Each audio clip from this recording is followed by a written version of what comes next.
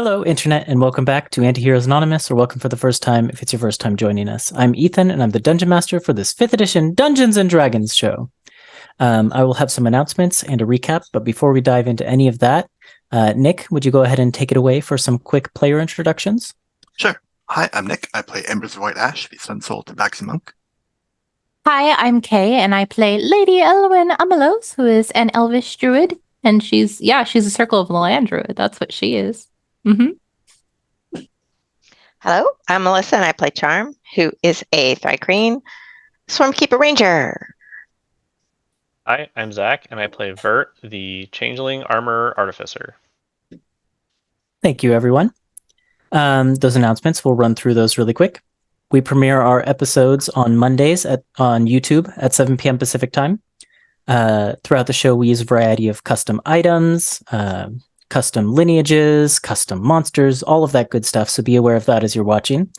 The character portraits that you'll see all over the layout were done by a variety of artists whose information you can find down in the description. If you need a refresher on anything that's going on in this campaign, we have a campaign wiki at World Anvil, which has the story so far page for this campaign that is totally up to date, so that's a good place to go to get caught up quick. You can check the video description for other information, such as some links to Black Lives Matter and Stop Asian Hate resources.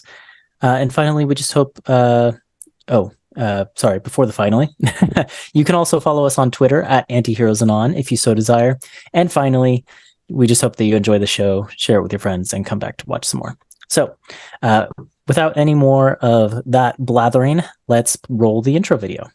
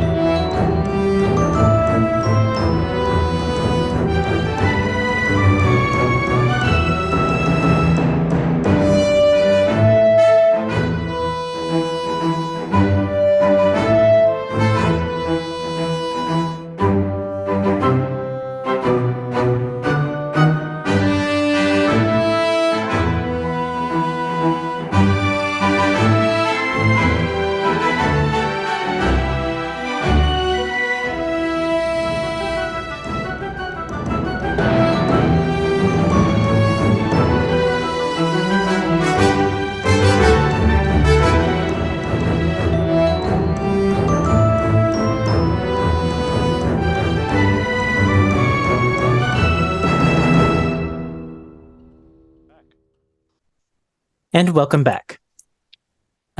Previously on Antiheroes Anonymous, the Silver Seekers have been traversing the Underdark, where they're hoping to pick up on the trail of Elwyn's missing mother. During their journey so far, they've mostly been traversing the upper region, which is known as the Shallow Dark, where they encountered a group of wind weasels, a chamber packed full of gas spores, and a maybe friendly, myconid named Pashi. The mysterious goddess known as the Weaver also made her presence known to Elwyn, telling Elwyn that she wanted to change her ways and help her people. Elwyn then would have to choose whether or not to side with her, and upon arriving at the drow city of Erudition and seeing one of its spires about to fall, Elwyn made a choice. So, we pick up where we left off last time. The group of you are standing on a ledge, having emerged from a long, dark tunnel to get your first glimpse of the city of Erudition. A series of stalactites, massive stalactites, huge structures of stone hanging from the ceiling that were currently being buffeted by gale force winds from below. You can look down into the deep ravine that the city perches above, and you can just make out a faint glow at the very bottom, where all of these winds are erupting up from. In turn, the tops of the stalactites, and in fact all of the stalactites, but a lot of it is concentrated at the top, you can see they're being battered by airborne stone, big chunks of stone that are kind of held aloft by the winds in here. And they seem to be quickly eroding. And even as you stood on the ledge, taking in this sight for the first time, one of those big stalactites, a entire portion of the city broke from the roof of the chamber and fell. And in that moment, Elwyn accepted the Weaver's power, and in a burst of power and light, webs erupted from the ceiling and managed to save the stalactite city from falling, or a portion of the stalactite city from falling. And so I now return things to you, everyone, in that point. Elwyn, as we get started here, you kind of feel the rush of power leaving you, and it leaves you, it staggers you for a moment as you feel just like the power that you channeled dissipate.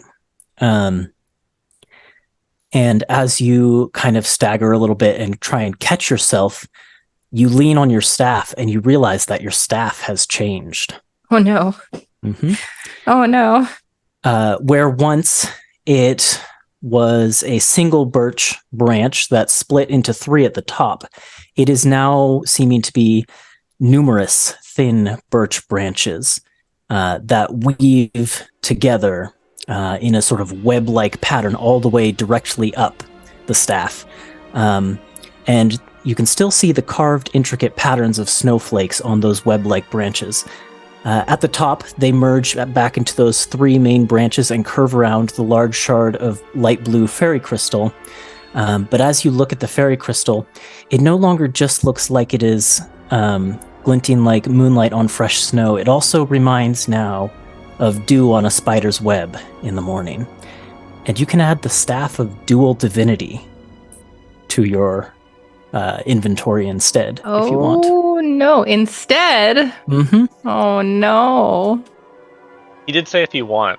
You don't have to. Oh yeah, I mean, you could just Maybe cast I'll it just into the chasm unequip- if you wanted. Yeah. Maybe I'll just unequip the other one for now. This is what happens when you Staff cast web at a level 8 of- or spell slot or whatever. Dual divinity. Oh my gosh. Yep.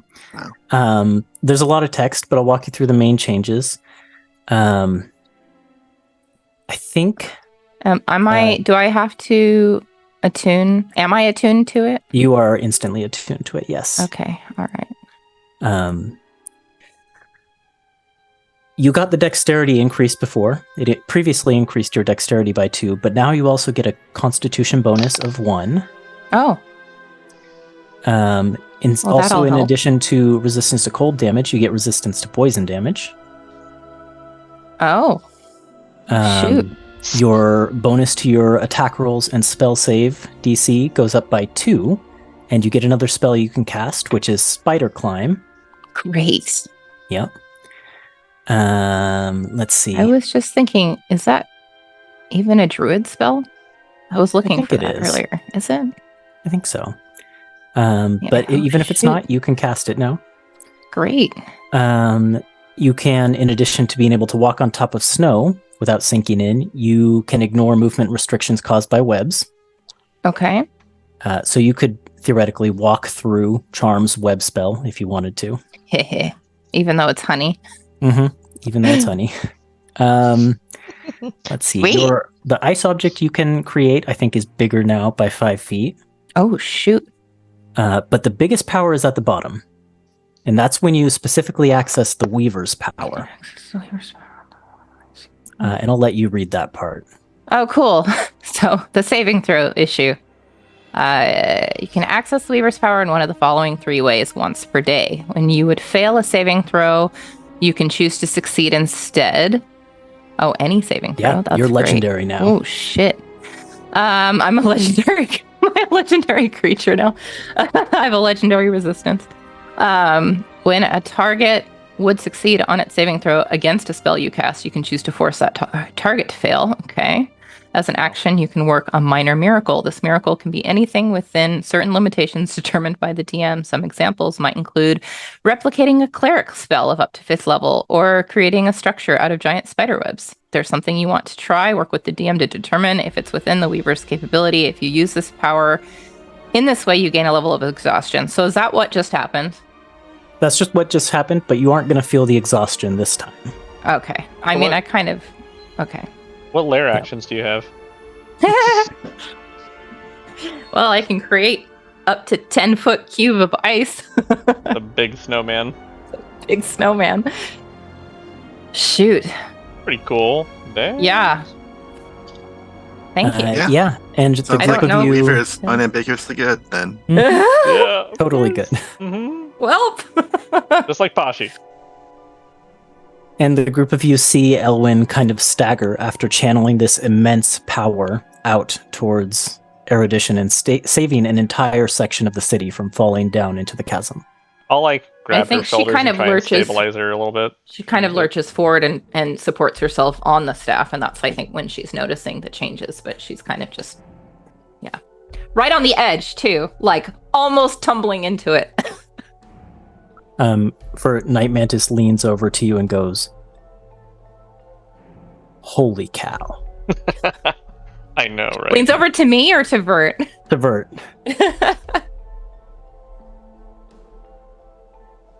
I think, Elwyn's just not going to say anything for a second, because she's just kind of reeling. Embers is going to go over to the edge and try and see either is there a way over to the city or is there a way down from here? Make a perception check. Okay.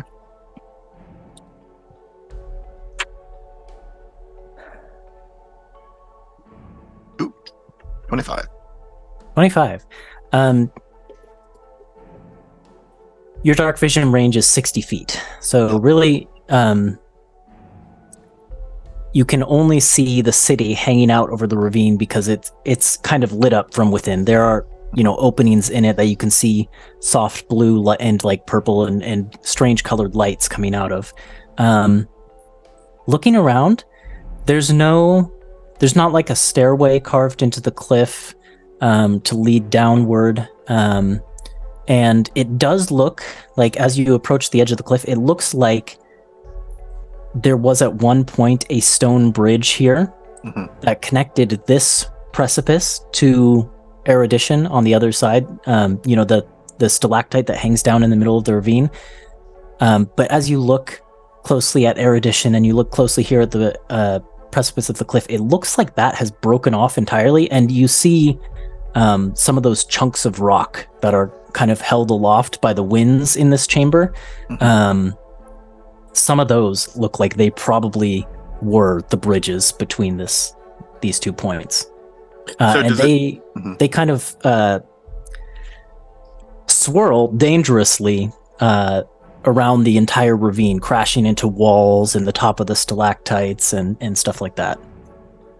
Okay. Well, that was a good first step, but I don't know where we go from there. There's no way over to Erudition that I can see, and no way down from here either. How far is the gap between the end of the broken bridge to the city? Well, I made a map and I measured it, and it's about 130-ish feet. Yeah, it's pretty far. Only we had a minor miracle. That doesn't count as used for the day yet, but I mean, I don't want to burn it immediately. Just kidding. Come on, I'm just guys. kidding. We can figure this out.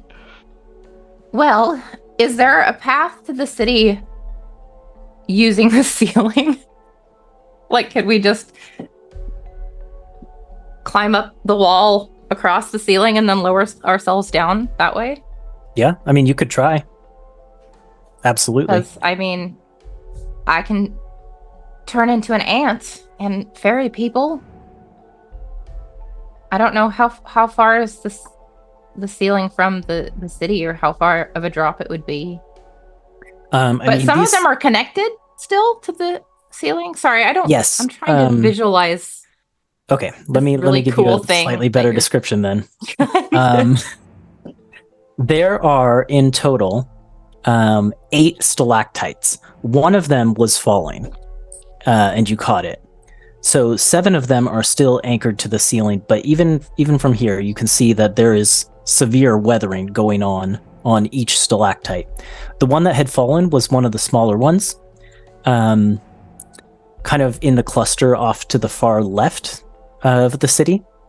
But the one that fell is still being suspended by webs, right? Yes. Mm-hmm. So I think I can turn into a spider, a big one, and just climb on the webs and get down that way. Tom might could need to help also as- we summon a might- creature to help carry. We may need to evacuate the people on that spire. Night Mantis nods in agreement at that. If they're falling, who knows? When any number of people in there could be in danger at this very moment. I'd personally like to get down there as soon as we can. I don't even know if we need to be at the city at this point. Night Mantis looks over to Embers and kind of shakes her head and says, "Do you want to be down there when one of those falls?" I want to be down there before it does.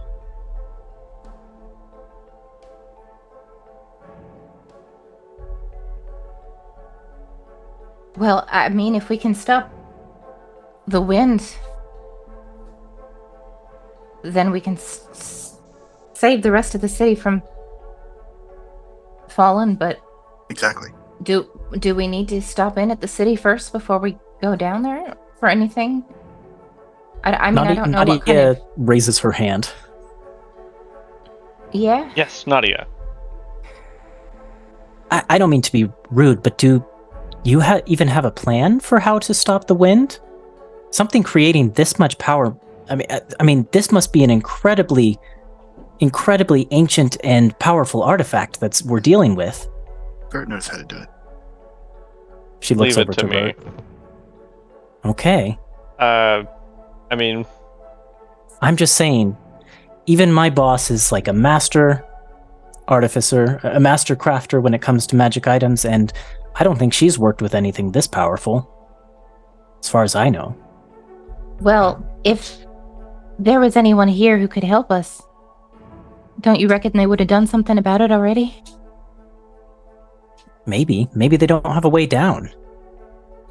I think stopping by, if only briefly, would probably be a good idea. Get a little bit of details from them, and then we'll go down afterwards. Alright, you're the boss. Well, Embers, you can climb. Mhm. I can carry people who can't climb, and Charm can summon something to help us too. Shall we go across on the ceiling? Is that a crazy idea? I don't know what else we can do. I didn't see any better way myself. Nothing comes to mind. So Mm. Ember's gonna start climbing. Wait. Do we see... You were mentioning, like, there's, like, all this wind, and then there's also, like, rocks that are, like, hitting against the stalactites and stuff. So do we feel like if we start climbing across that we might get barraged by these? It's possible if you aren't careful about your path. If they're already hitting the stalactites, they could probably hit us too, so... Is there a way we can, like, shield ourselves from that? You said it's 150 feet across, right? Like 130-ish. Yeah. I mean, if worst comes to worst, I can use that warp spell twice as well. See. I wonder if this works. I have an idea. See.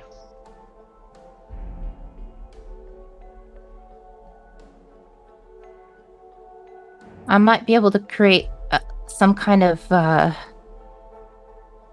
barrier, like a giant shield or bubble that we can hold around us as we go to shield ourselves out of ice, you know. Yeah. But we would have to hold it. It would probably take a little bit of strength to do that. Night Mantis pulls the signet ring that she has on her finger off, and she kind of looks down at it and thinks for a moment, and then seems to make up her mind and holds it out and says, "If anyone's worried about needing protection, my armor's pretty good. I'll probably be okay. You could use my ring temporarily." I also just have a shield. I can probably block the debris. Or you can try to shoot things out of the sky, maybe? I can try.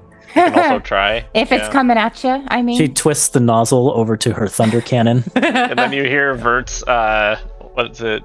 The launcher, the lightning launcher hum as well. Crackle. Yeah. We can give it a shot. You people with range and, sunbeam bolts and things. Sure. Let's At try least it. trying to deflect them or something. Okay. So Elwyn is turning into something. Is that the Yeah, plan? I also, so if I turn into a giant wolf spider. Mhm. Wait, what's the max CR that I can change into? 1/2. What other spiders? Sorry, let me take a look at if I can do any bigger spiders than a wolf spider. Yeah, wolf spider's only medium. I know. Giant spiders are large and they're CR1. Oh, then a wolf spider's all I got. But we even had the giant. You can turn ant into a giant written as- spider if you want. I'll allow it. Can I? Mm-hmm. Because I have a special thing now. Yeah. The Weaver's like, I love spiders. Yeah. Wait, why is Ethan's it not? like, I hate spiders. I hate spiders. I don't know why it's not showing up right now, but that's probably because it's... There it is. Okay. Yeah, so I can turn into a giant spider and carry... How many people could I carry? Probably just one. One. Yeah. So I could also, Embers, if you're willing, increase your size again like I did earlier or yesterday, whenever that was. And then you could carry somebody. I could try. I can summon flying creatures. You can summon flying creatures?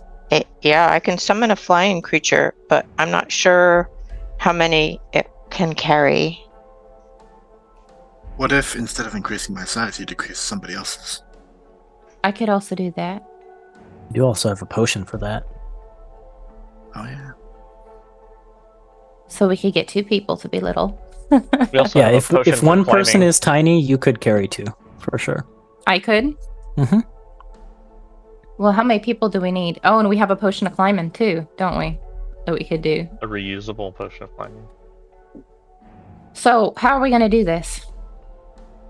Are we going to have 2 people small? Yeah, let's have Charm and Night Mantis small. And then Vert can Probably use the potion. Charm and Nadia, because Night Mantis and I Oh are right, gonna I forgot use about Nadia. Yeah. Charm and Nadia. And then Night Mantis can drink a potion. I can climb. How are you gonna do it, Vert? Wait, do I need Potion something of else? climbing. He could Yeah, I can- he can drink a potion of climbing and then he can climb too.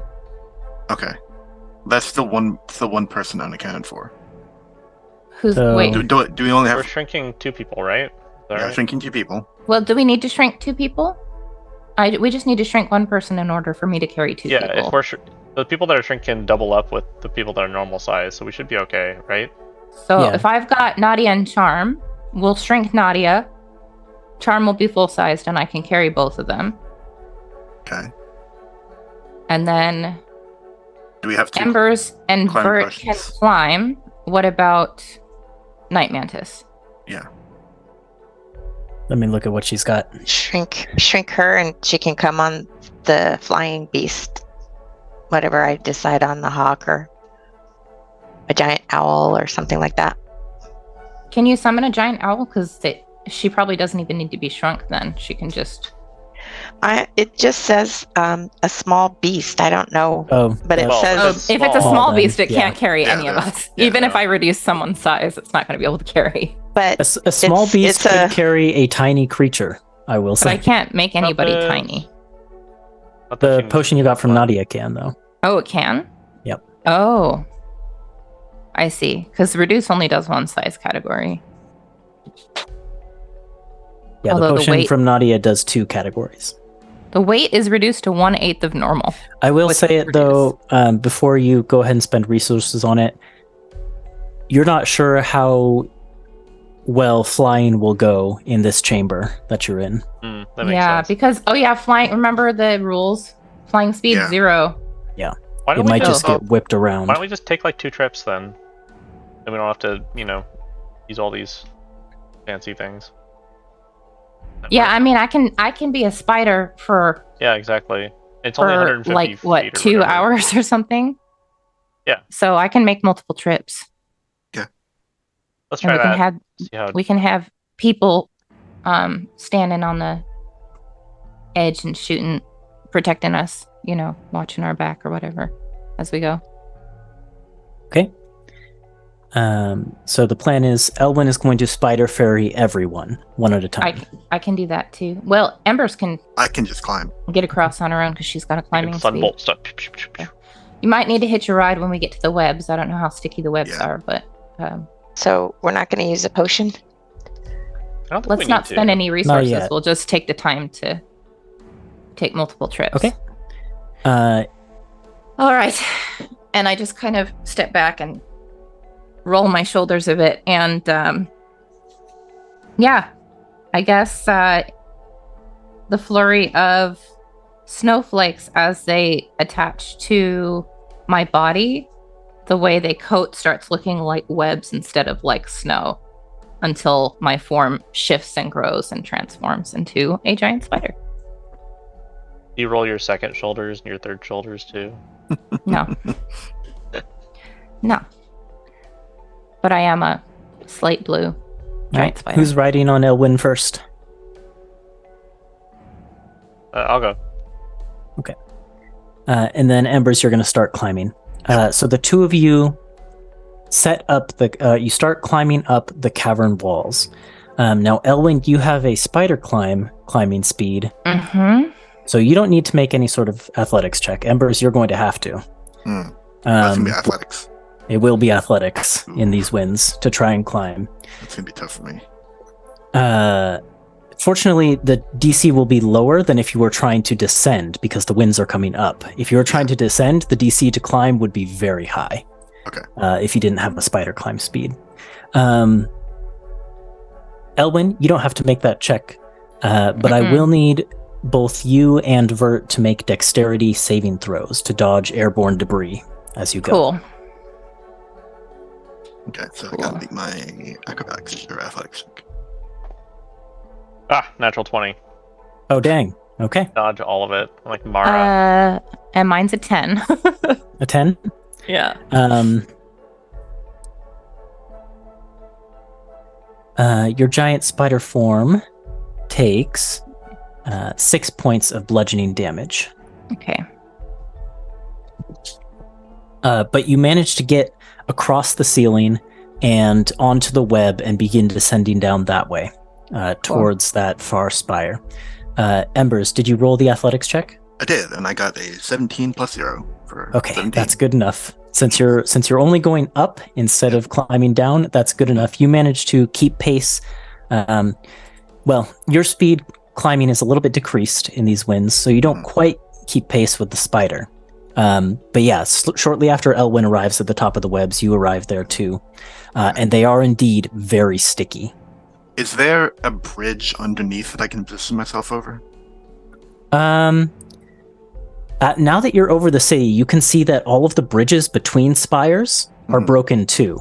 You can see places where there should have been bridges connecting all of these spires, but they are out. However, there are little precipices jutting out, so you could attempt to position yourself over one. Yeah, I think I'm just going to drop down. Okay. Make an acrobatics check. Okay. So with all these winds, does it give us like the effect of like slow fall or something if we're going downwards? Like, how does that work? Well, we'll find out. Okay. That is 19. Yeah, so indeed, as you let go and start to fall, Embers, do you have slow fall to begin with? Yeah, it's a monk class trait. Your slow That's how I descent. didn't die when I jumped from Yeah. the top of that inn. That's right. Your slow descent is even further slowed down as the wind catches you and tries to lift you aloft. But you kind of angle your body, become more aerodynamic, lean yourself towards the ledge. It's tough because a wayward blast of wind almost pushes you to the side, and you would, if it had, you would have gone hurtling off into the abyss, but you turn your body right with the wind and gracefully land on the precipice in front of an arched doorway that leads into the spire. Yeah, well, I'm not going to go into there. I'm just going to wait here for the rest. Yeah, and I will just deliver Bert Mm-hmm. next to Embers Okay. and start making my way Making your way. back to the rest of the group. All right. Give me just a second. I'm trying to pull up my map of this city so I can remind myself which spire it is that you have descended onto. Let's see.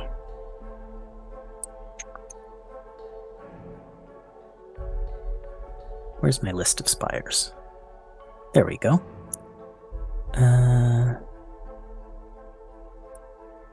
Aha, okay. Very good. And it is it's like the second one from the left. A very small one.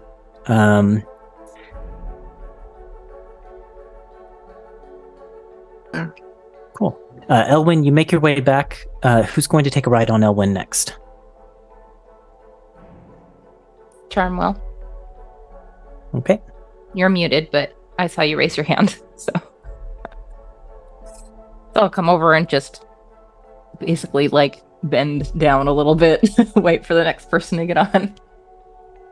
Charm climbs on up. You begin making your way across the ceiling. I need another dexterity saving throw from both of you. Ethan, can you move us onto the map? Oh, there's actually no map for this. Well, just a map of Erudition. I don't have one on Roll20. I can Oh. send one on Discord. You can just open it up on. It's already on Discord. That's Okay. right, it is. It's the most recent thing on our Arts and Assets Gotcha, channel. thank you. Natural 1 on my Erudition dice, so that's boding well. Oof.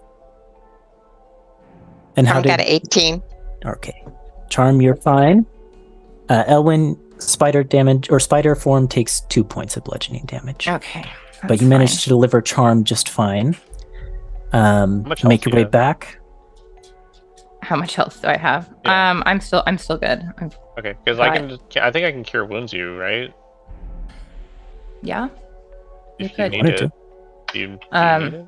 I am fine right now, but we'll see if I Yep. start getting low. Like I have 18 hit points left, so Okay. but yeah, make my way back.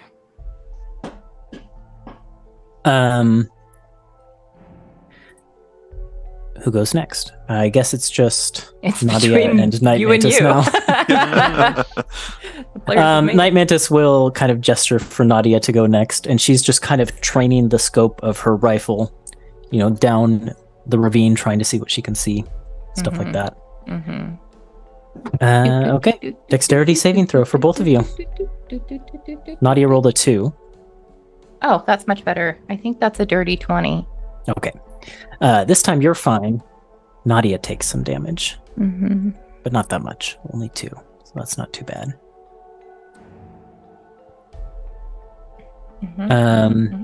I go And then deliver finally, Night her, go Mantis. back and get Night You Mantis. go to pick up the last person.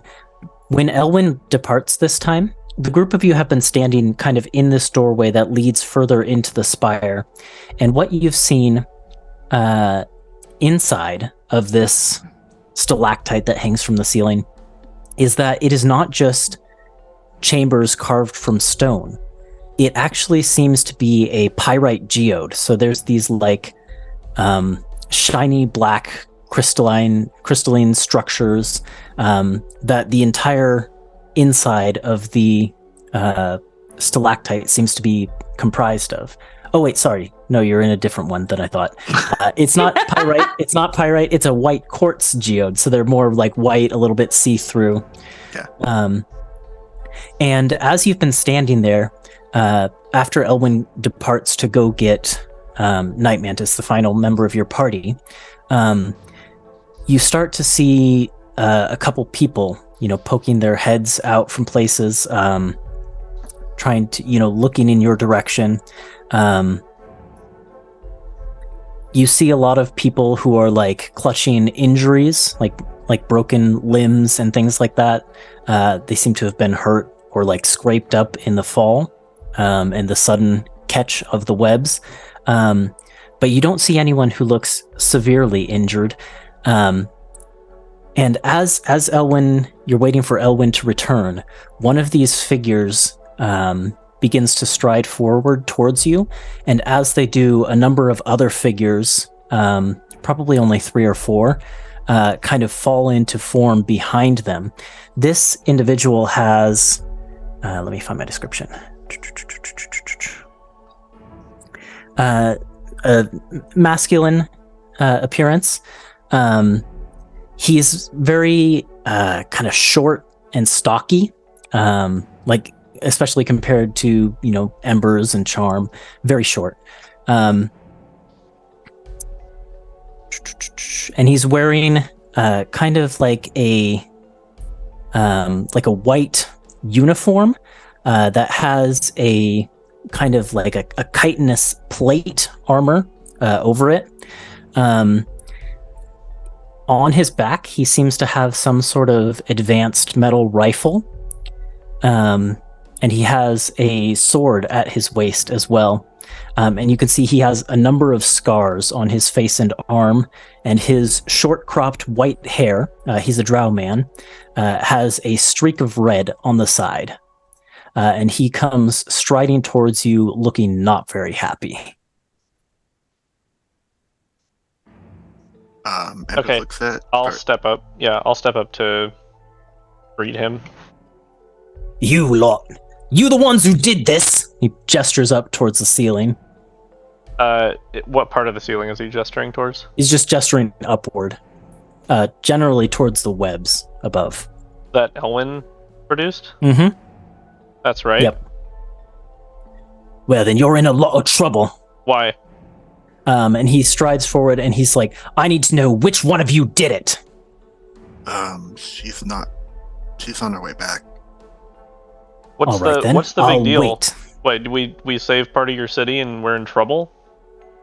She's going to be under arrest. Why? And he kind of stands imperiously then, tapping his foot and waiting for Elwyn to arrive. Can I insight check, I guess, the others and him and kind of get like an idea of like, is this guy just all out of sorts for some reason? Like, yeah, roll an insight check. Okay. That's pretty good. That's 23. He's clearly some sort of authority figure here. The bearing is very Imperial Warden. Like that would be your analogy for it. He doesn't have the armor of an Imperial Warden or anything like that, but like the bearing is the same, right? Right. Yeah. This guy's a cop.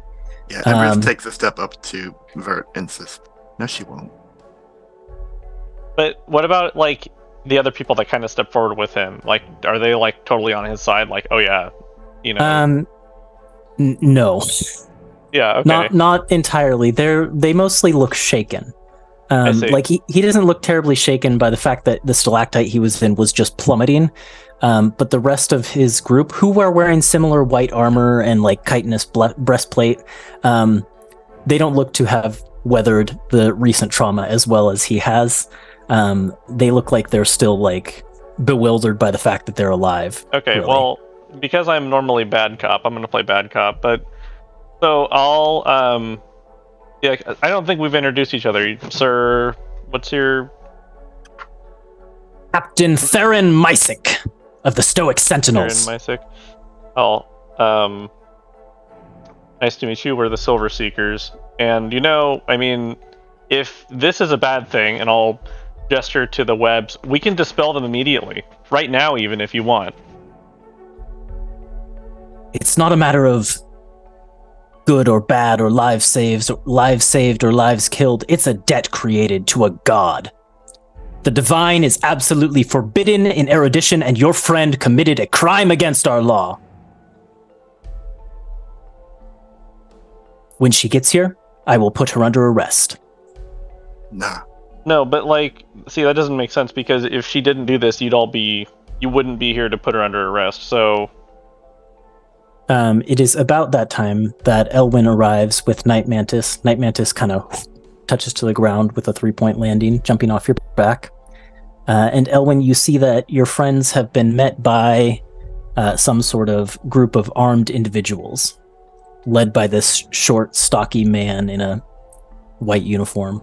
I think probably an insight check before I dismiss my wild shape is probably called for.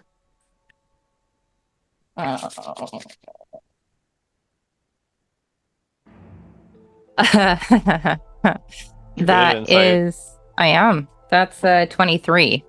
23? Yeah, even just, it's interesting because as you're approaching the city, as a giant spider, yeah, you feel these vibrations in the web, and you think you catch little bits of the conversation even through the web as you approach. And yeah, as you set down, you get a pretty good gist of the situation. But as you kind of crawl into the room in your spider form, yeah, his eyes go wide with anger at seeing your form. Yeah, then I will step up. Oh, this is even worse. She's over one the of group. hers.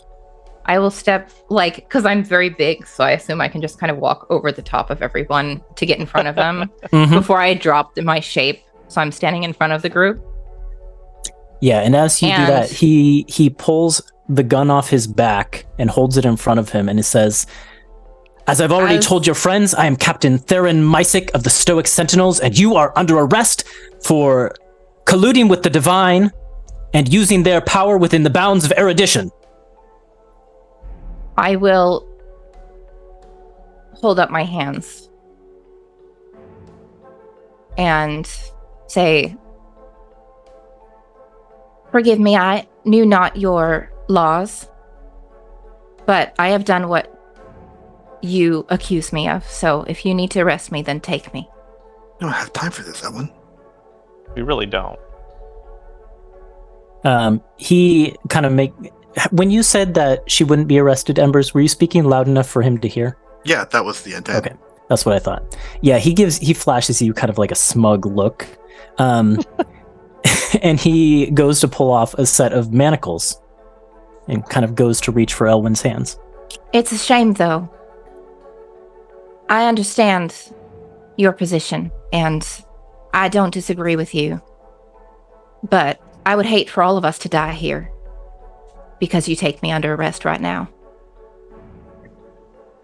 As I already explained to your friends, any help from the divine creates a debt, and we don't take those debts here. The debt will not be paid by you. Any debt that has been incurred today was something that I will be paying for, not you. He kind of spits to the side at that and says, "Your god tell you that, did she? Can't trust the word of any divine being. They use us and they throw us away." I don't. I come here representing myself. Embers, were you going to do something? If it looked like he was about to put her in cuffs, I'm going to attempt a stunning strike. Okay, go for it. Yeah, he does look like he's about to. Okay. I do have some stats That'll for this guy. definitely hit at 17 on die, and he's got to make a Constitution saving throw. Yeah, he's only got a 16 AC. Let me make sure he doesn't have anything that can help with this saving throw, because I rolled a 3. Nope. Even with a con bonus of +6, that's a failure. Yeah. Wow. So Tell me about while he's stunned, I'm going to take these handcuffs and just toss him over the side. They're caught briefly by the wind before they're whisked away and down into the chasm. And the guards behind him, as he's kind of stunned there, just like reeling from your strike. Do you want to do some damage? Do some I damage. unfortunately did quite a bit of damage. It takes 10 damage. Oh my gosh. He's got plenty of health, though. That's Yeah. not enough to do him in. But yeah, he's staggered back. He's like reeling, and you can see the stunned look in his expression as he is pushed back. His fellow guards, one of them like goes to draw a sword, and another one who's next to them kind of puts out a hand and like puts it on the pommel and just shakes their head.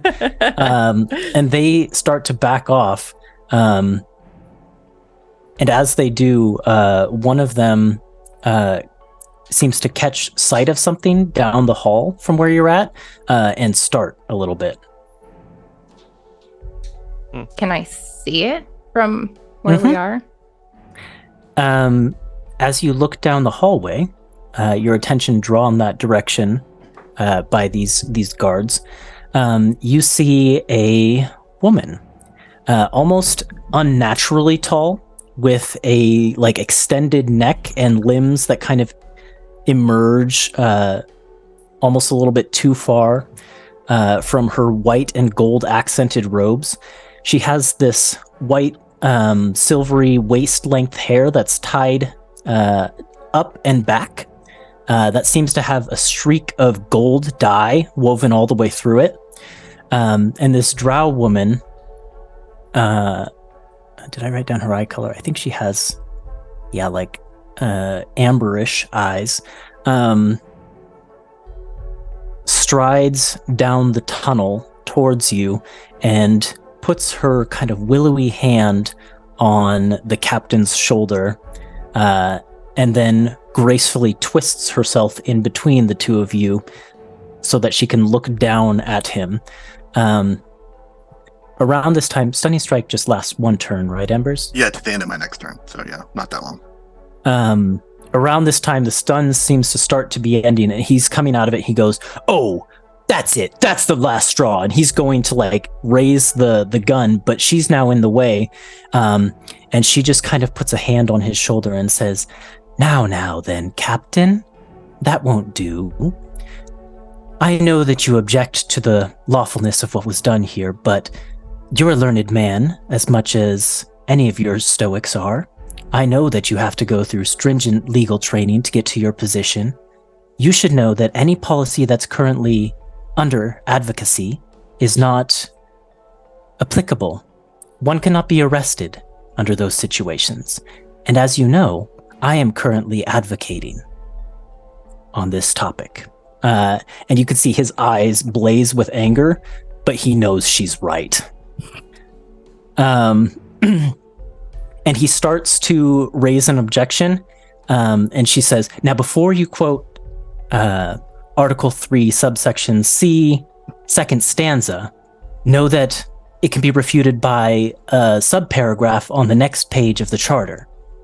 And you see his mind is racing, and like he knows that she's got a better understanding of the law than him here, and he just seethes and goes, "Fine, Advocate DeVere. I won't touch them for now." And he turns and gives a signal to his group and walks away. And you are left with this woman here who kind of watches him go and shakes her head. I believe we owe you a great debt, Advocate. Oh, no debt is owed whatsoever. I believe if in fact a debt is owed, it's the other way around. And she kind of gestures towards the webs. Well, that's hopefully the first of the aid that we can provide. But we came looking for information. We came to stop the wind. She nods and kind of leans down so that she can make eye contact with you, and she reaches to take your hands. I'll offer them to her.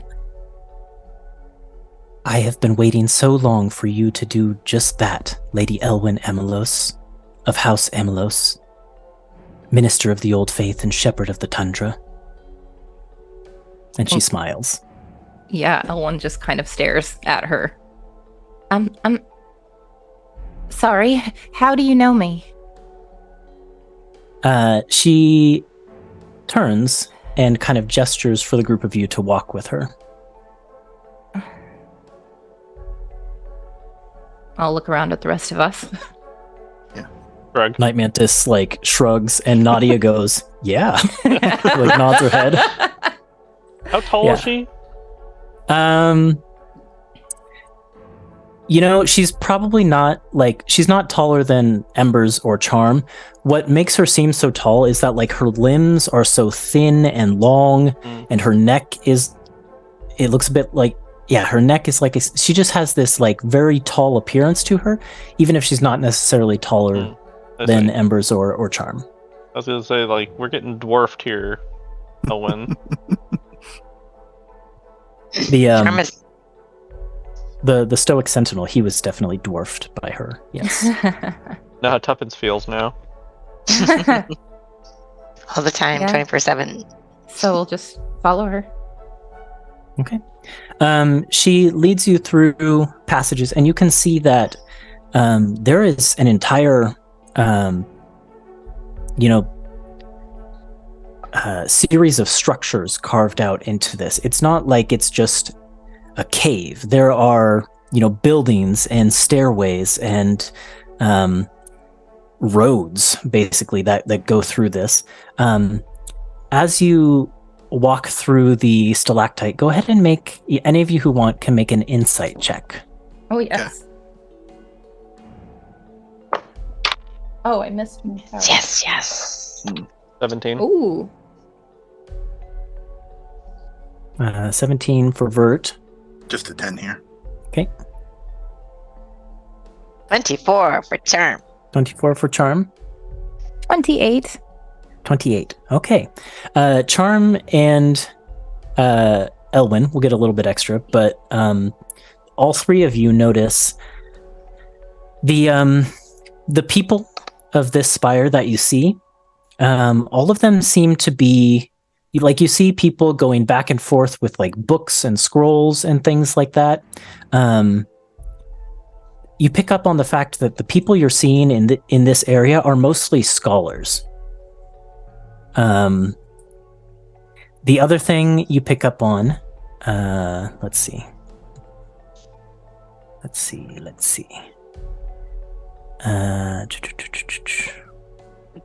Where did it go? Not in my location section. It's in my... There it is. Okay.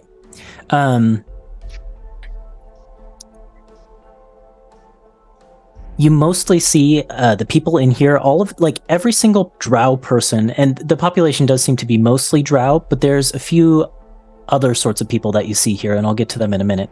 But every single drow person that you see seems to have a colored streak in their otherwise almost uniformly, silver or whitish hair. And all of the people who you pass that seem to be, scholars carrying books and things, their streak in their hair is purple. The other sorts of people that you see, and this is the last bit that Vert gets, the rest will go to Elwyn and Charm. The other sorts of people that you see a couple,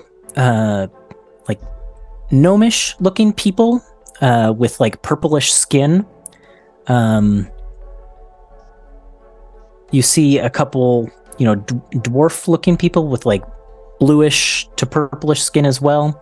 A lot more in the bluish range though. You see one or two, just very few of those mushroom people, and you also, I think even Ember spots this one. You see like what looks like a upright walking fish, with like big fish, like bulging fishy eyes on the sides of the head. You sure she's still not hallucinating? Yeah. I mean, you did Ember's like, walk by a mushroom person, so who knows? The final group of people that you see interspersed, and there's very few of these. There are occasionally drow, with all the appearances of, the rest of the drow, kind of the dark, midnight purplish skin, except that is only the upper half of their body. The lower half of their body seems to be that of a giant spider. Like they are a spider centaur type of thing. There are very few of those, but you do see a couple. Elwyn and no, not at all. Elwyn and Charm, the bit that you pick up on that no one else does is everyone looks to this Advocate Devere with like admiration and respect, pretty much. Like when she walks through a crowd, people get to the sides and like make way for her. And she is the only one that you see in this walk that has a gold streak in her hair. Okay.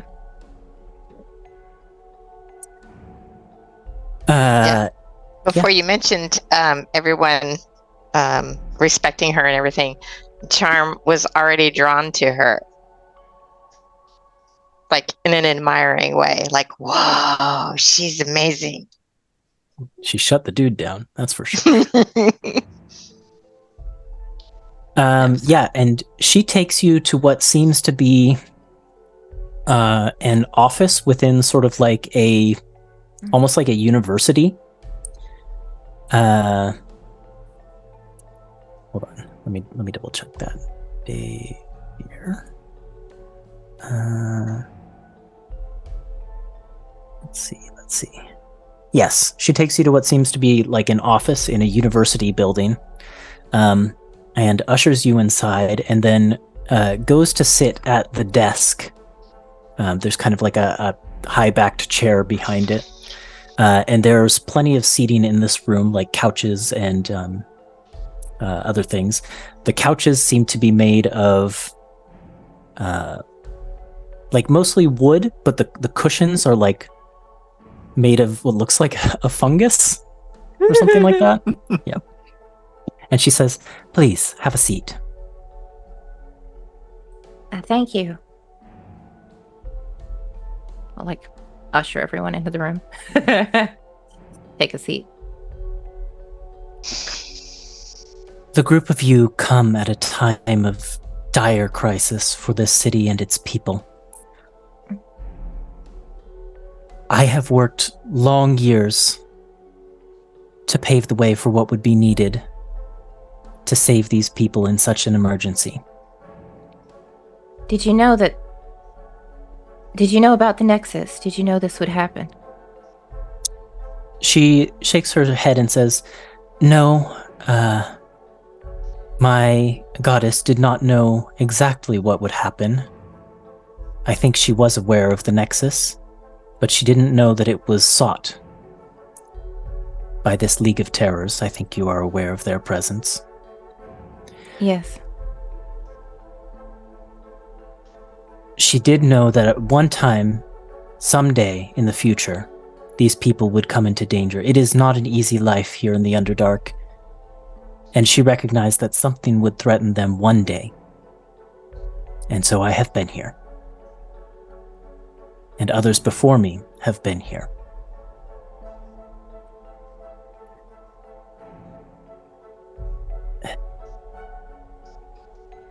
Now, I was able to get the Stoic Sentinels off of your case for now, but the reason I was able to do so is because one of Erudition's most core and foundational laws, the prohibition of divine worship and divine acts within the city, is currently under what we call advocacy. Our matriarch, the Ancient Mother, is responsible for choosing 2 advocates when a decision needs to be made, or 3 or 4, depending on how many sides there are to the issue. The advocates then must research the topic at hand. They are first chosen for being leaders in relevant fields of scholarship or economics or whatever the important field may be to the decision. And then a debate is had where the populace attends and learns all sides of the argument. Then the populace, we call them the jurist collectively, casts a vote, and the jurist's vote decides our course of action. But we can only move on an informed vote of the jurist. And that's what we're struggling with right now. We are all separated. There's no way for the people of Erudition to make an informed decision. And thus we are paralyzed, stuck in our spires until they either fall or something is done. And I'm sorry, the current debate that's under advocacy is this prohibition, whether or not to remove it, or... We have a long history of refuting the gods and their aid. Many within the city, in fact, possibly a majority within the city, believe that no divine being ever truly has the well-being of a mortal as their prime concern. That it's always something in it for them. There's always a hidden cost. And it's a lesson that our people have learned in history. But times are dire, and all of our attempts to descend the cavern have failed. We cannot reach the bottom, and we cannot deal with what is happening down there. So we need to make a decision, and if a decision is made, we need to beseech whoever will listen for help evacuating our stalactites. That's where we're at right now. I see. We were hoping you would have some way down. We couldn't find one on our own, and we need to get there. She shakes her head and says, unfortunately, the only group who may have a way down would be... Sound fun? I like that group. Yeah. Just I'm a gonna go there second. right now. That's my checking my notes noise. Would be the Erudite Collective. There are our researchers, our developers, our best and brightest.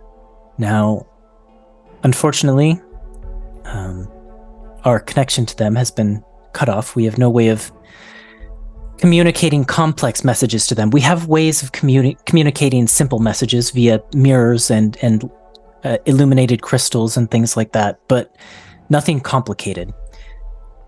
As far as I'm aware, they're working on a way to get down. I don't know how far along they are in that process. And where are they?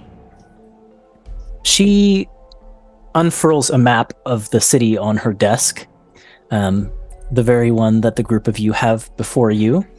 It's in the that slideshow. Some of you may have seen rotating through the slideshow. So you can see the stalactites, these round structures hanging above a chasm. It's kind of an overhead view. And there are 1, 2, 3, 4, 5, 6, 7, 8 of them. And she points to the one second from the left and says, "We are here now. This is the wisdom stalactite." That's the one that's in the center of 3. Yes. Mm-hmm. Okay.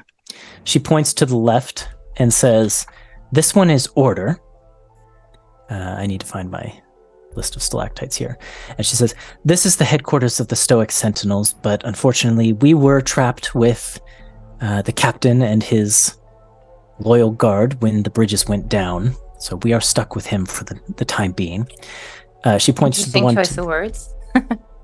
yes. She points to the one to the right and says, "This is Fortitude. It is the home of our what is she? She calls it the Adran Zalvir Gymnasium. Our Stoics train there, but also those who devote themselves to the physical arts." She moves to the next one, which is the biggest, I believe, Yes, it's the biggest. It's the central one. And she says, "This one is Empathy. It's one of our major living centers in the city, and it also houses the public forum where we usually hold debates between advocates." She moves to the right from there. Independence. Oh, sorry. Wait. No, I was incorrect. The biggest and the central one is not Empathy, sorry. That's Independence. That's where the public forum is. Empathy is just one of the housing districts. She moves to the right of Independence. It says, "This one's Eloquence, another living center known for its nightlife and theater." Moves to the right of that one. Adaptability. Most of our most modern citizens live here. And then finally, she points to the one to the very far right, the one that is the most isolated of all of them, across the longest bridge and also one of the smallest. And she says, "And this is Ingenuity."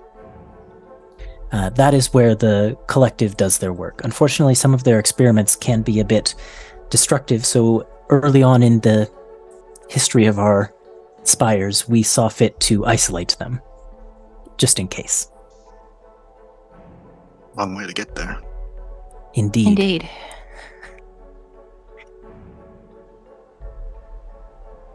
Well, we do what we must.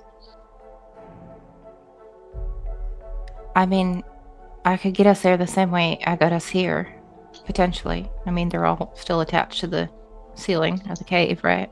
Mm-hmm. Be a bit of a trek. Are all the bridges down? Yeah, she nods her head. Spires? How long have you been out of contact with everyone? Or unable to pass between the spires? The Nexus activated, and the bridges didn't go down immediately, but they were the first to erode and break apart. Better part of a month? I see. It was a couple weeks ago that our leadership moved to elect advocates to debate the issue of divine intervention.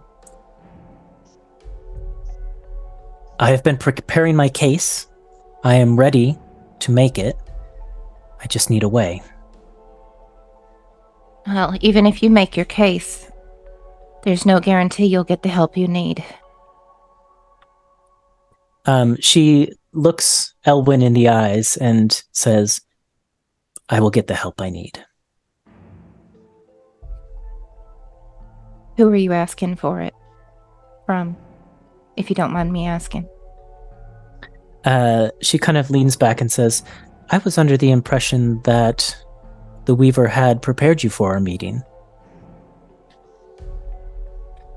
I was afraid you'd say that. She has been called Advocate Devere up to this point, but you get the impression now she must be Shava Devere. Yeah, I was, yep.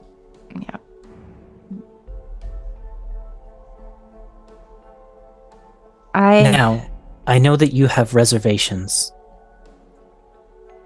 but if it may put your mind at ease, know that she doesn't do this for glory. She doesn't do this for the name of it. It doesn't even matter to her if the credit goes to her at all. Take the credit upon yourself, give it to your masked lady, whatever you wish. She just wants to save these people. And as she's told you, by my understanding, what they do after she has done so is up to them. Can I ask you a question? Of course. Why do you follow her?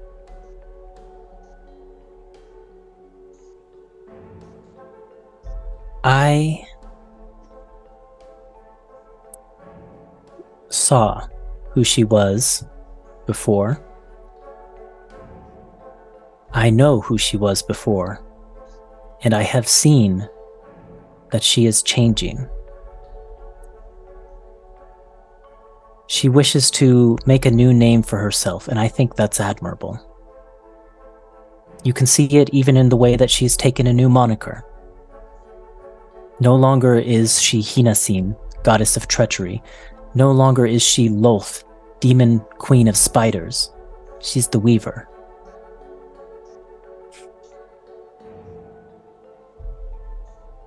I think she still has a lot to prove. And she's seeking to do that, here and now. So she says. What is it that you want us to help you with, Advocate? Just a second. Looking at my notes. Oop, oop, oop, oop.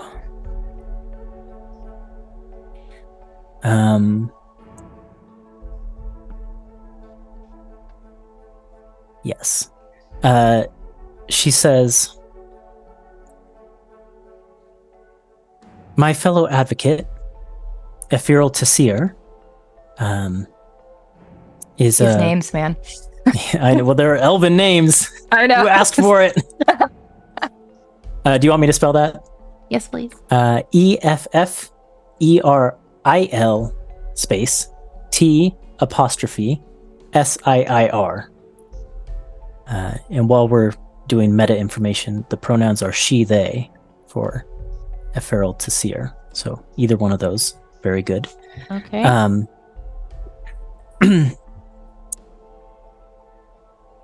Shava goes on. Ethereal Tassir is my counterpart, my fellow advocate in this upcoming debate. My understanding is that they are already within independence at the moment. I need to get there so that I can make my case in the public forum. And we also need to ensure that as many people of Erudition are able to hear the debate as possible. Now, whether that takes the form of Ethereal and I debating there, or perhaps you could ferry Ethereal here and we could do our debate spire by spire over and over again. One way or another, the jurist needs to be able to make an informed decision. This sounds like it's going to take a long time. She shrugs and says, it might, but that's the only way you'll get these people to evacuate.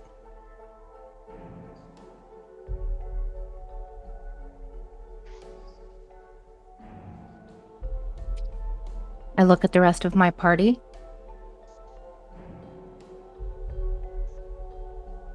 Party looks back. It's like it would be faster to go down there and deal with the problem. We can't deal with the problem. We don't even know how to stop it. I don't know if anyone here can tell us that. Shava speaks up and says, now our scholars here at name of university, hold on.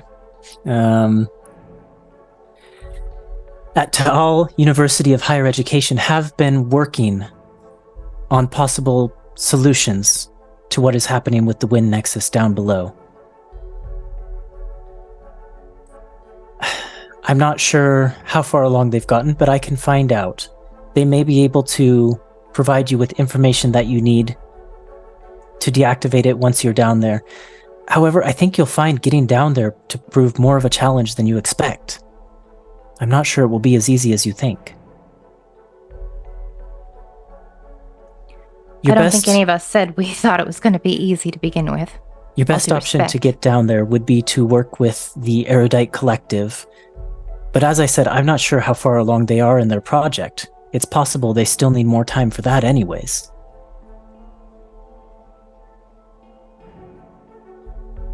Well, we can take a trip over there and check on them. Can drop you off at Independence on the way. She nods and gives you kind of like a little bow and says, "That would be greatly appreciated. Then I could at least begin. We could at least begin to have a debate for the people within Independence. It is the largest spire. It is the largest population center. We don't need everyone to see the debate and be informed. We just need enough of the populace to make a decision." I understand.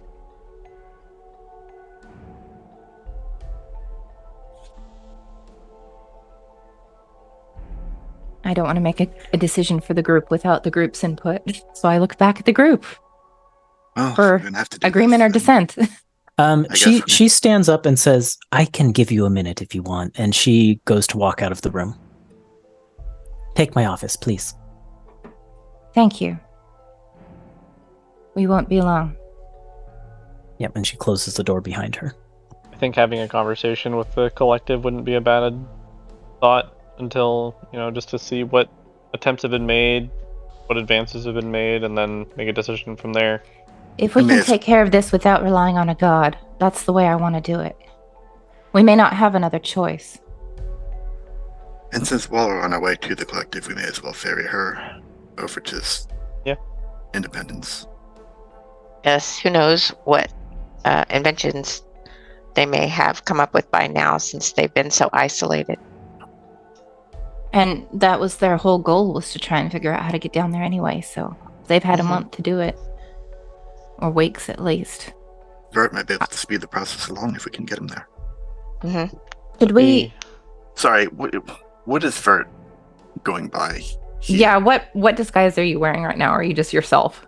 I'm not myself. That's definitely not happening. Yeah. I thought you were... Were you Onyx at this point? So I was Onyx for Or are you back to Rhyme? I was Onyx for talking with the low lives of whatever it's called, Amber Hearth. Right. Oh, that's I right. Personally went back and forth between Rhyme and Onyx. I guess Rhyme would probably be the one right now. Okay, so I would say Rhyme instead of Vert. Yeah. I think we might benefit from having someone visit the university and getting that research that she mentioned. Maybe we stop there first. Sure. While we're here. Okay. See how much information they have. I mean, I doubt they're going to have anything we can use, but... Night Mantis kind of steps forward and says, "If you want, I can work with the scholars. I don't have a lot of information, but I've collected what I can on these nexuses. Considering I think that they're probably involved in what is happening back in my home and certainly involved here. And as Rhyme had already mentioned to me, they were involved with League of Terror's activity back in Twin Towns." That's right. Maybe, Nadia, maybe you can go with her. Since you have a good understanding of the arcane. Yeah, I could. I mean, she kind of looks around. "I was here to get a book signed." She holds up her copy of Engine of Chaos. Yeah, where would that person be? What spire do you think the authors live on? Just based on the descriptions that Miss Davier gave us, I was thinking maybe adaptability sounded likely. Sure. Well, Or eloquence. it might be a little easier to get that signed after, the bridges are back up and... Yeah, that's true. That's we true. can ask. Yeah, but poor Nadia never knows how long she's going to be here. That's true. Mm-hmm. Well, we can drop you off somewhere too, I guess, if you want to just hunt for this person. I mean, I don't want to seem like I'm not being helpful, but if spires are falling, it could be my last chance to get a signature. That's true. Ooh. Teleport. That sounds really dark. I didn't mean it that way. Okay. Ooh. Could Nadia teleport us down to the Nexus? Oh, I don't have anywhere near that much control. Oh. That's too bad. Or any control, for that matter. Just a thought. Okay, well, then we'll, Night Mantis can go and check on the research, and the rest of us can... Collect Mischief and head to Independence. Right. Yeah, as you say that, Nadia goes, yeah, you know what, actually, it seems silly to get a book signed in this situation. I will stay and help Night Mantis, I think, if that's okay. We would appreciate it. She nods, and she You kind might of looks a learn little something. sheepish. You might learn something interesting that you can take with you. Yeah, right. And she reaches into her bag and she pulls out a big, like, binder notebook. I can take notes. I'm sure that the boss would be interested in all of this. Mm-hmm. That's the spirit? All right. Well, I'll poke my head out into the hall and see if Shava, Shaba? Yep. Shava, if she's around. Yeah, she is. She's returning with a tray of what looks like some sort of steaming hot tea. Great. Mm. Yep. Yeah. Yeah. So I guess we'll... Thank you for giving us a minute. Of course, of course. What did you decide? Yeah, I think we're all on board with taking you to Independence and then heading out to visit the collective. But do you mind terribly if a couple of us stay behind and look at that research you mentioned? No, certainly not. I can put whoever stays behind in contact with scholars that I know who have been working on researching the Nexus. That would be great.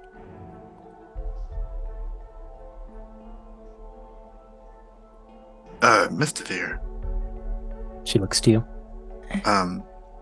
people like Theron aren't going to be a problem wherever we go, are they? No, I don't think so.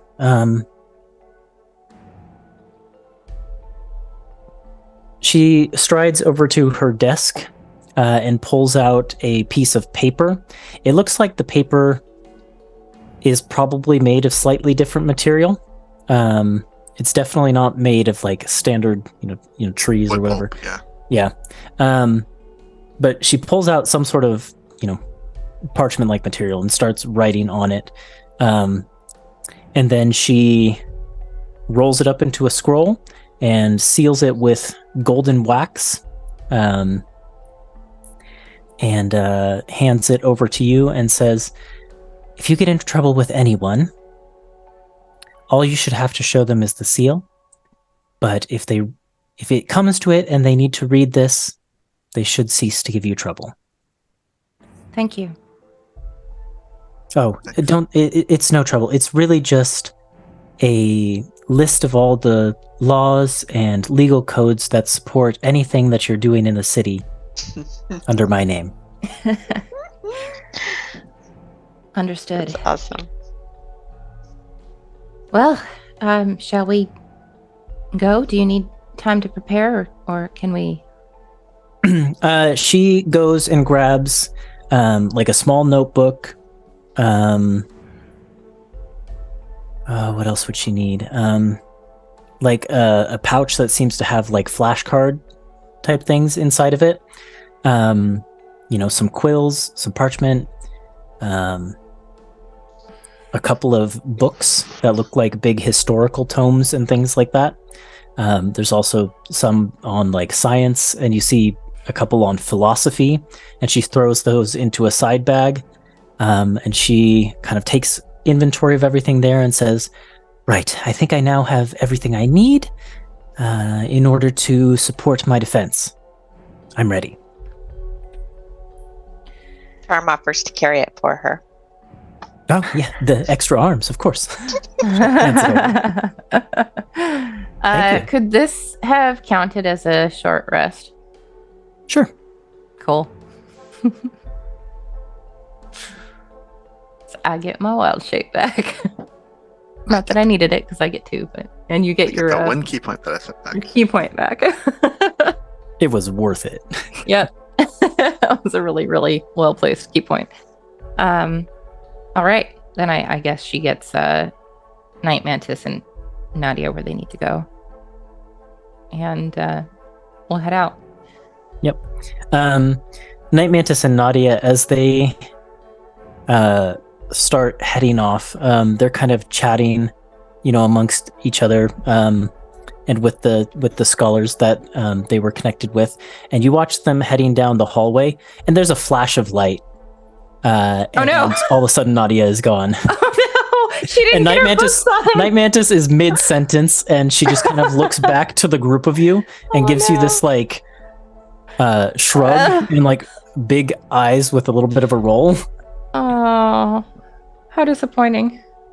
Well, we're gonna have to keep an eye out for that author, and next time she pops in, we'll be able to give her a copy. Aww. That's unfortunate.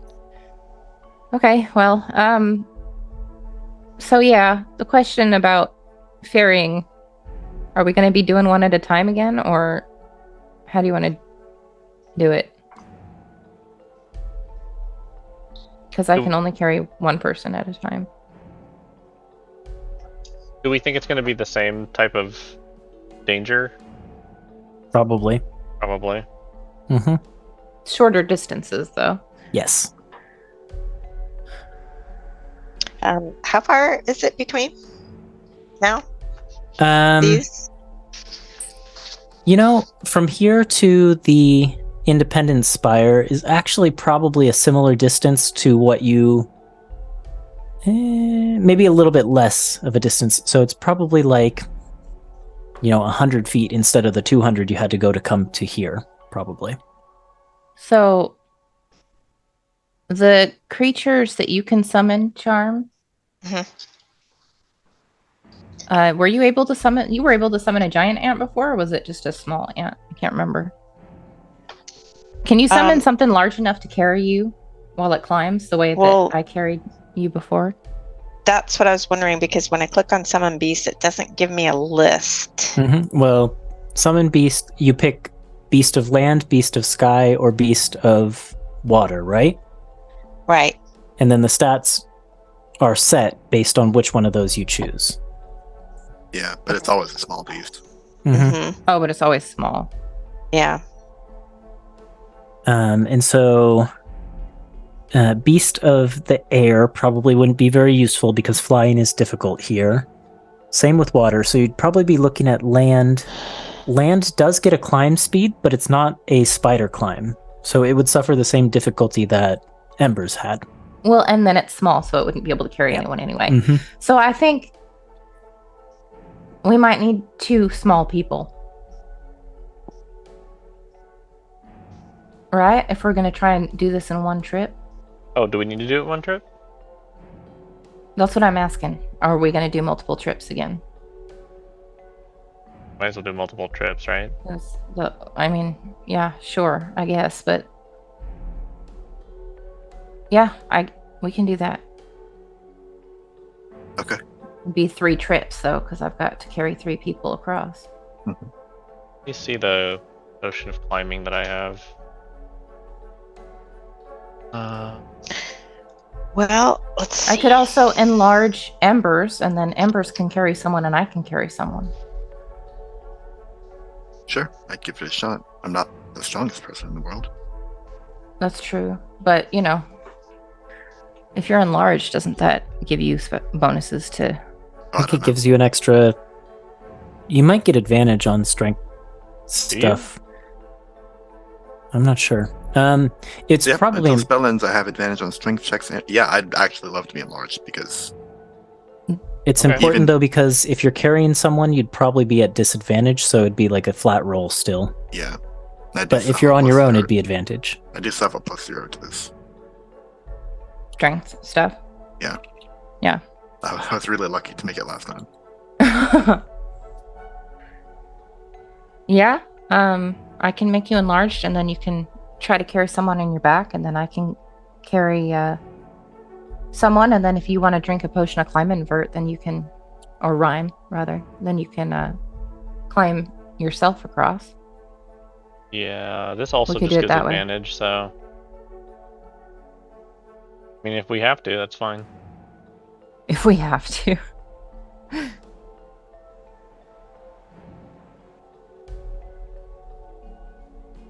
Or we can take 3 trips. Let somebody make a decision, please. I'm in favor and of then 3 we'll just trips. do this. I think that sounds good. Shava 3 trips says, it is. 3 trips sounds fine to me. 3 trips it is. All right. And I will transform into a giant spider again. Is it 4 trips because plus Shava? Well, Shava's 1 trip. Vert is 2nd trip. And Charm is 3rd trip. Embers can get herself across. Oh, right. Right? If she's 'Cause enlarged. Well, I mean, do you need to be enlarged to do it? I was going to do that so you could carry somebody, but Yeah, it'd give I me could also advantage. just give you enhanceability. I think that would be good Did you need it for strength or for... for strength because it's the athletics check that I'm going to have difficulty with. And your carrying capacity doubles with Ah. enhanceability. That's funny. Yeah, I'll give you bull strength.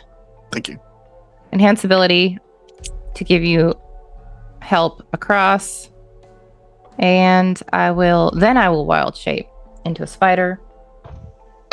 Okay. And yeah. I will Charm ass. offer. I'm glad you gave that to me because my first roll was a 9. Oh boy.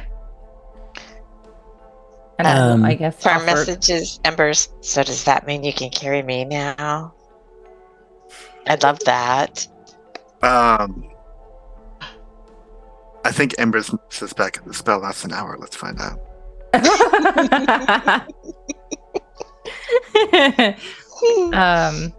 Yeah, I will offer to give Shava a ride first. Okay.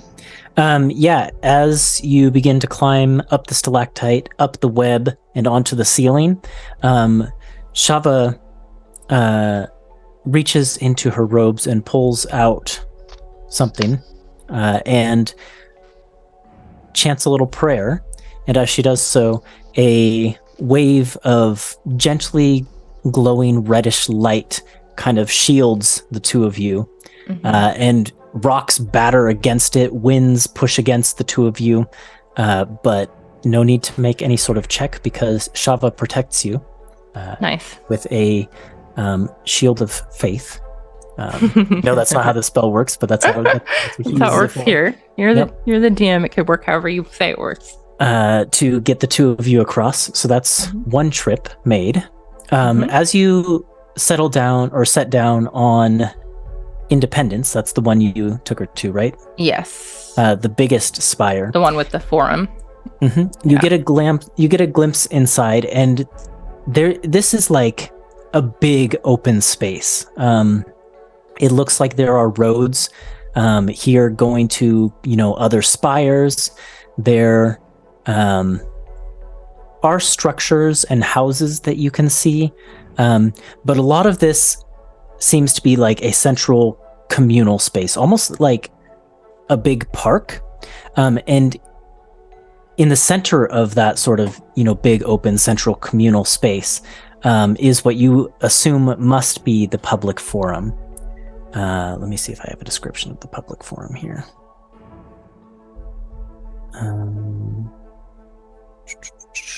It's almost temple-like in how people seem to be approaching it. There is a reverence in the postures of the people who are walking in and around it. And basically it is a series of like hundreds, if not, thousands of seats, all angled to a central position, where you can see a number of podiums have been constructed. And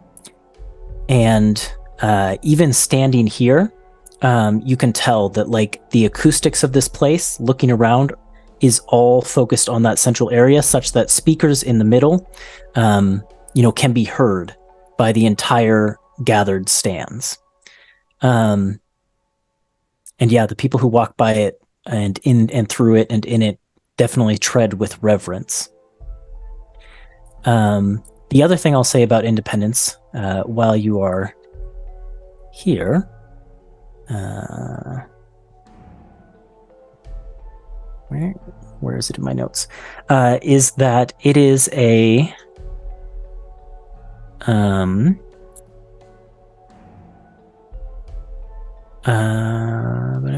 it's up in the general description. That's why. It's a amethyst geode. So it's all purpley and sparkles. There's a lot of like sparkling light. Some of the amethysts seem to glow from within even. That's Musical so notes cool. play when you walk on the ground. Yep, exactly. It's Minecraft. So it's got a very like nice, soothing purple light in there. It's really beautiful. Mm-hmm.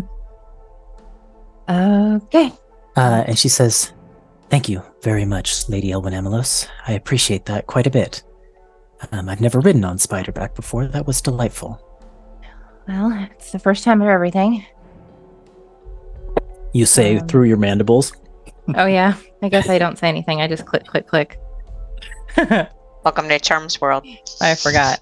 I can't even speak, but I'll just kind of bow my head a little bit as I like turn to go back and get the rest of the group. Yeah, and as you leave, you can see, let's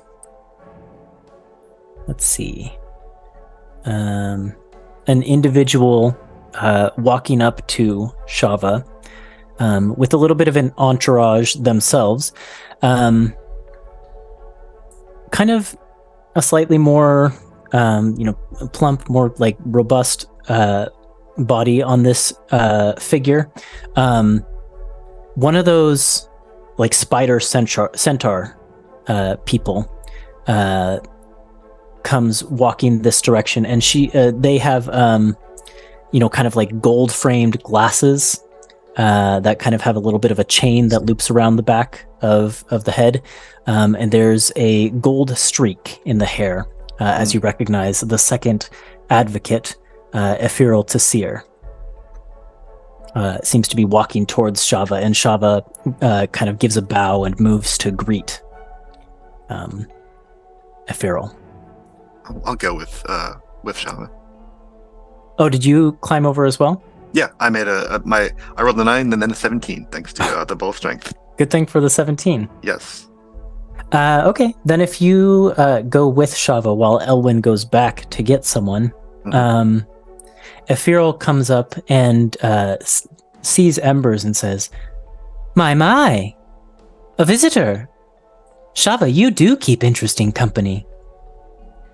And Shava just kind of smiles and goes and clasps Ethereal's hand in both of hers and says, It is good to see you again, my friend. Yes, my friends here from the surface were able to ferry me across. Hopefully this means we can finally have our discussion. And Ethereal smiles and says, Well, I've been preparing, and I think you'll find it difficult to refute the arguments that I've prepared. And they just kind of banter and laugh and chuckle. Did you want to interject at all and say anything?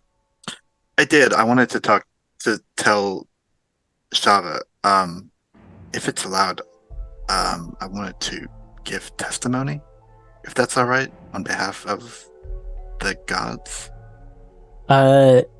She does nod, and she kind of regards you anew. And where do you have the holy symbol? Did you say you put it on It's on arms? bracelets. Yeah. Bracelets.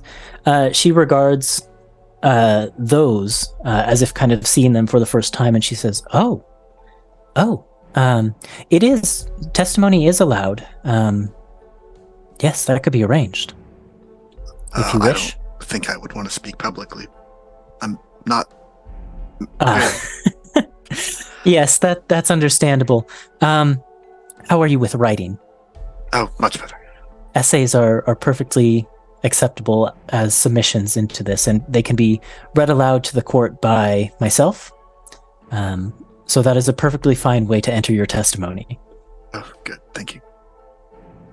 Yeah, she nods, and she actually reaches into her little bag and pulls out, parchment and quill for you to.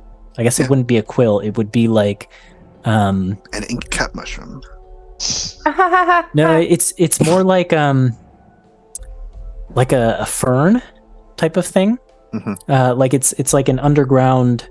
I mean, it's not exactly a fern, but it's that sort of type of plant that has been like dried and prepared such that it could be used as a quill. Okay, yeah, I'll start writing. Okay.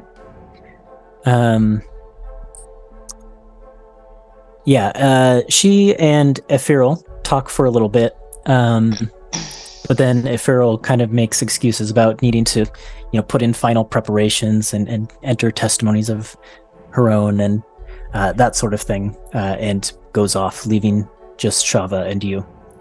And by then, who goes next on Elwyn? Well, I guess Charm does, because Zach just went up and Zach just like pieced out. Didn't Charm go with Embers? No. Yeah. If she carried you, she would have had disadvantage, so she decided to go on her own. Yeah. Okay, I'll go next. Okay. Dexterity saving throws from both of you. Mm-hmm.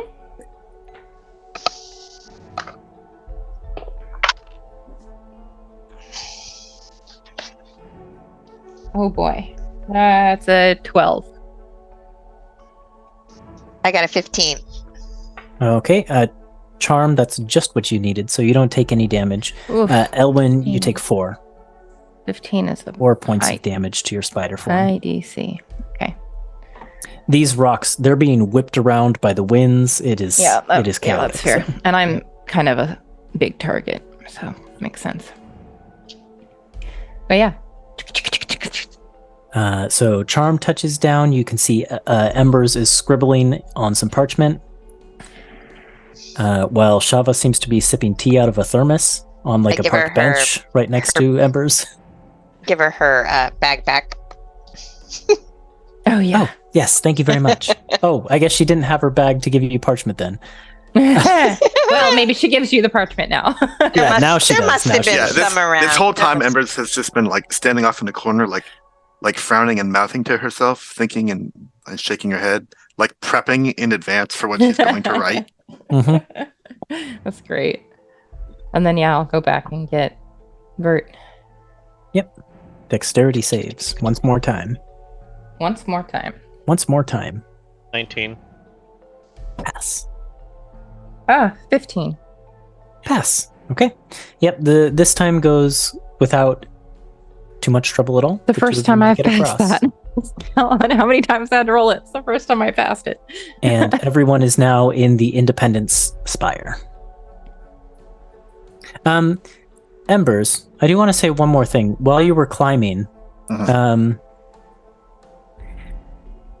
as you were going past the, let's see. Okay, so wisdom is the second one. Right. As you were going past fortitude, which is the one just to the right Mhm. of wisdom in that little cluster of 3, could I have you roll a retroactive perception check? Sure.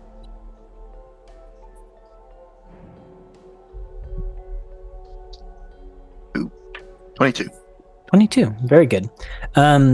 Through the, an opening in there, you're able to catch a glimpse inward while you're climbing and desperately dodging rocks and things like that. I guess I should have had you make a dexterity save too, but it's almost pointless with Embers because you're going to pass. Anyways, as you're climbing and dodging rocks, you catch a glimpse into the spire known as Fortitude, and you can see it is on the inside. It's a bright yellow gold citrine geode. Mhm.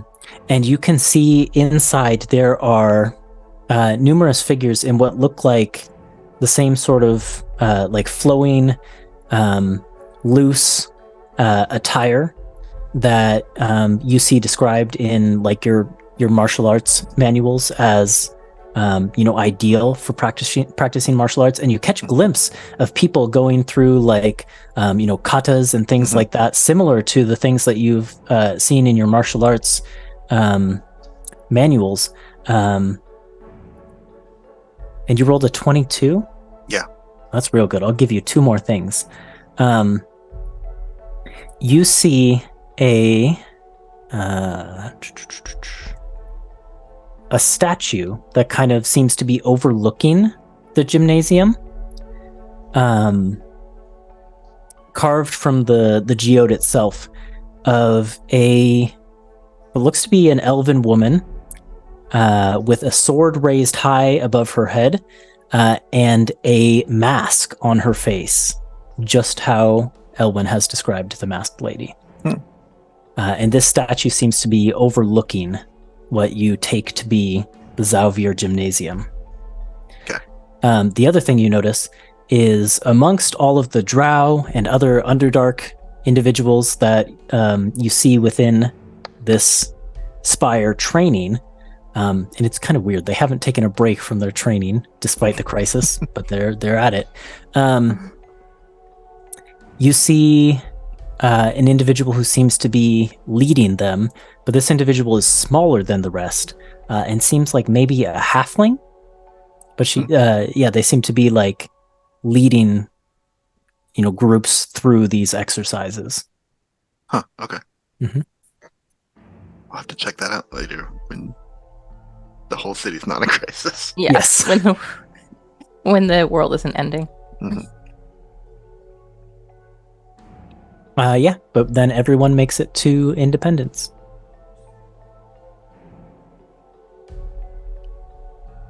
I'm still a spider. Shava says, well then, if the group of you are getting on to whatever's next for you, is it the Ingenuity Spire? Is that where you're headed? Yes, I believe so. Embers has, by this point, finished her testimony as giving Charm a piggyback ride with her bull strength.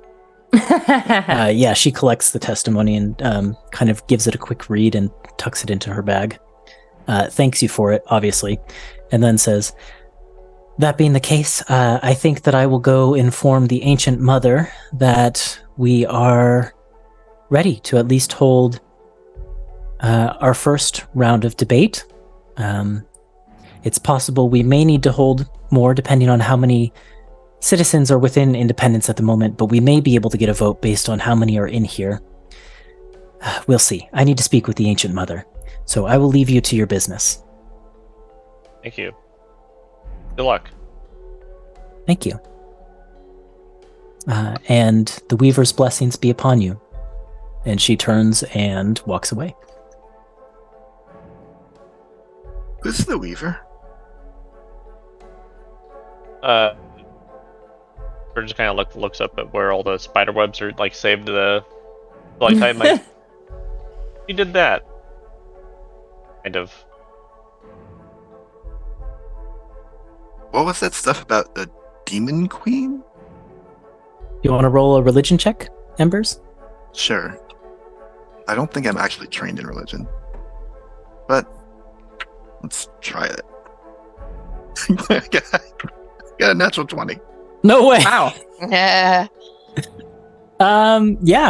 You would have then, I think, this tracks with all the reading you did in prison, right? Yeah. Okay.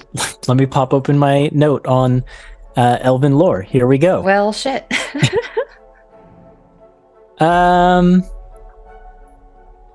Yes.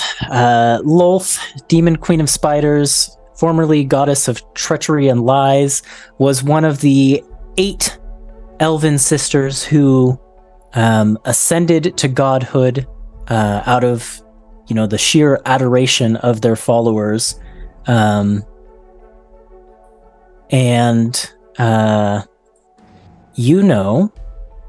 was formerly known by the name Hinasine. That was her elven name. She was the goddess of the waning crescent moon.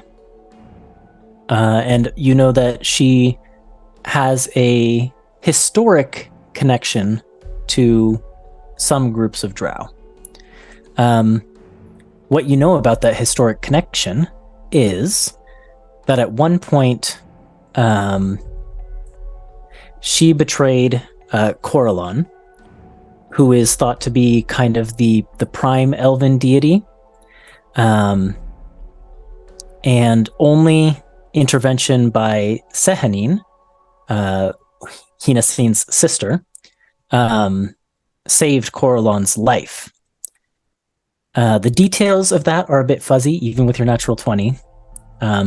That's what you would know, though. After that, Hinasine was essentially forced to flee to the Underdark, and she fled deep into the earth to what's known as the Deep Dark.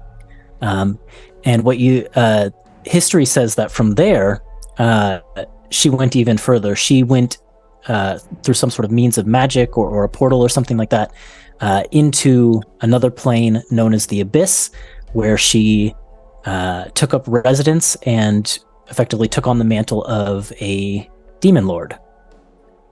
So at one point she was both demon lord and god.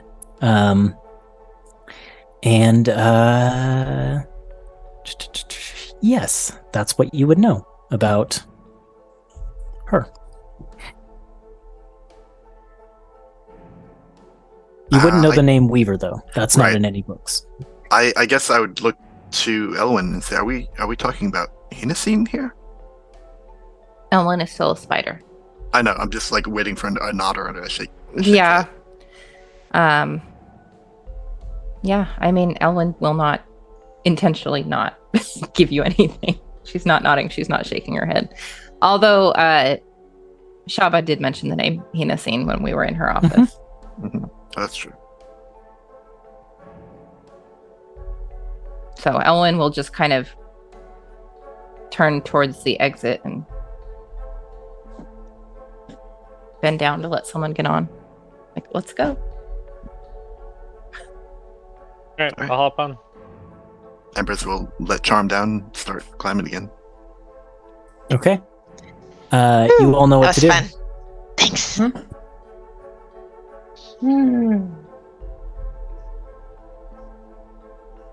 Yeah, that's 9. I'll take some more damage, please. 2 for me, please. Rhyme takes 3 points of damage. 3 for me, sorry. Elwyn Spider takes 2. Okay. Oh, jeez. Oh. Did we lose Nick's audio? Looks like we might have.